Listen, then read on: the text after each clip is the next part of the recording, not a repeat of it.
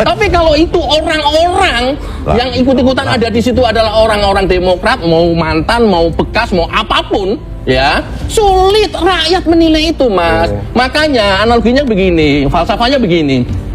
Kalau tidak kecipratan kalau tidak mau kecipratan bau amis, jangan deket-deket pedagang ikan. Kalau Demokrat tidak mau terseret kasus ini, jangan deket-deket ijazah palsu. Kenapa kalian pada komentar semua? Artinya di dalam konteks ini, kalian komentar semua masalah ijazah palsu. Artinya di dalam konteks ini, Pak Agri ingin mempertebal argumen bahwa Demokrat berada di balik ini.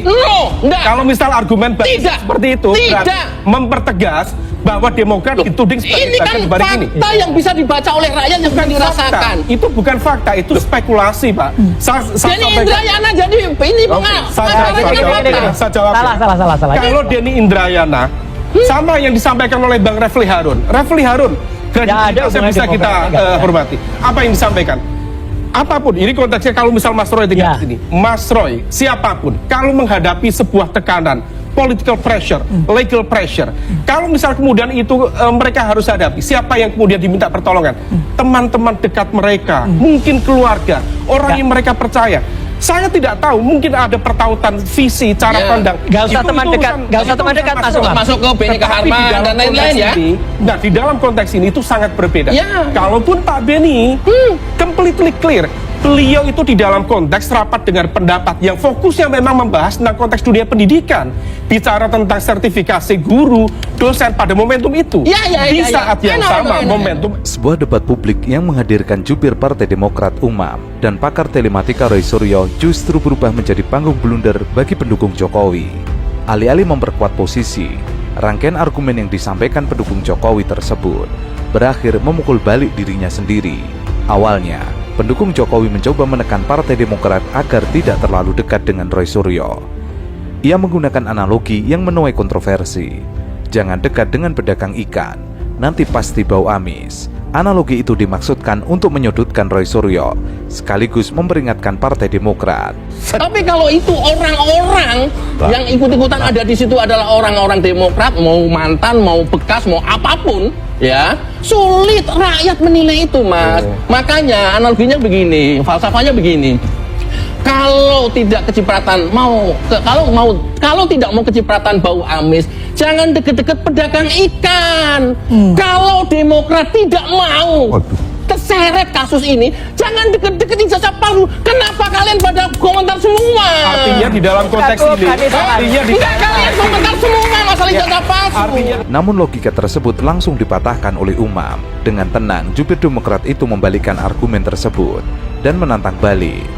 Jika logika itu digunakan, justru publik bisa menafsirkan, mempertebal tuduhannya bahwa ada kedekatan Demokrat dengan Roy Suryo. Dan itu menambah bukti bahwa dirinya memfitnah Demokrat, yaitu Partai Demokrat ikut mengorkestrasi isu ijazah Jokowi. Tantangan logis itu membuat sang pendukung Jokowi tak berkutik dan terdiam tanpa jawaban. Dalam konteks ini, Pak Agri ingin mempertebal argumen bahwa Demokrat berada di balik ini.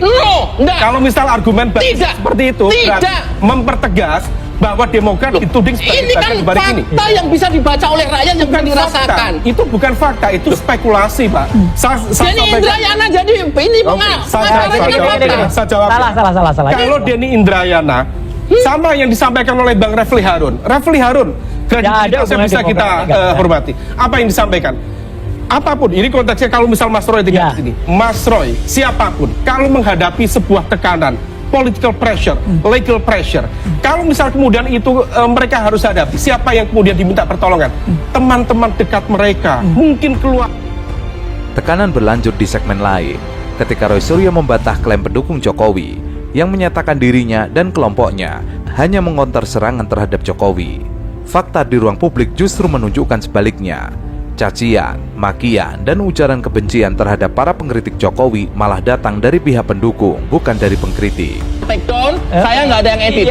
Cek lagi, hoaxnya yang mana? Misalnya kalau bukan hoax, misalnya ada kata-kata hate speech ya, itu ada misalnya kita catat ada kata-kata picek, kemudian lo picek kok hoax lah. Picek suwe, dajal, hot iblis. Dijaga. Itu lah, makanya itu. Itu kan nggak boleh itu ada di. Sekarang bedanya apa? Kemudian kalau kita juga dikata-katain yang lebih parah lagi. Tebokan Nusantara suruh dia. Itu. Kemudian orang menginjek-injek kita diam. Ya enggak lah. Ah, itulah kelihatan kan? Lo nggak bisa, Mbak. Oke, pertanyaan Silakan saya pemirsa kenapa CNN kemudian nonton. oke. Dari situ aja kan Baik, kelihatan Bang Agri, kontennya. pertanyaan saya kenapa kemudian memang ada dua nama tokoh yang mengemuka di akun Anda. Ada nama Pak SBY, ada Bu Megawati begitu ya. Salah satu yang dibahas permainan catur Jokowi lawan SBY dan Megawati. Ijazah palsu diam tapi langkahnya mematikan.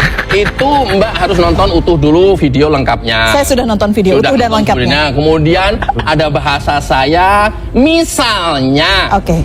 Boleh dong, itu kan ilusi. Misalnya, kemudian itu adalah untuk menganalisa, loh kok ini ribut-ribut terus seperti ini.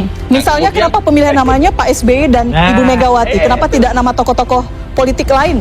Nah, Misalnya. orang yang Misalnya. ya orang yang melingkari itu kan kebanyakan juga tokoh-tokoh dari situ juga. Orang yang selalu berkomentar tentang itu kan orang yang di lingkaran itu juga. Wah, Pak SBY nggak pernah komentar itu loh. Ya. Itu. Bagaimana? Ini. Enggak. Saya mencoba memahami begitu ya konstruksi berpikir seorang YouTuber ketika menyebutkan ada dua nama tokoh partai yang cukup besar, satu ketua majelis tinggi, satu ketua umum partai, yang kemudian dianalogikan misalnya. Halo teman-teman, berjumpa bersama saya di Politik Dangi. Teman-teman, ini menarik ya. Bagaimana kasus ijazah Pak Jokowi ini kian merambat kemana-mana. Dan kenapa dia merambat kemana-mana, teman-teman? Karena para pendukung Pak Jokowi ya, yaitu para YouTuber Nusantara, ada beberapa ya teman-teman ya. Dan itu pun bahkan disomasi, bahkan akan dilaporkan oleh SBY dan Demokrat, teman-teman ya. Karena mereka ada dugaan ya, ini ada dugaan menyinggung SBY sebagai tokoh besar di balik dari isu ijazah Pak Jokowi ini ya. Ini menarik, kenapa? Karena ini sudah persaingan yang sangat panas ya. Persaingan elit menuju Pilpres 2029 ya.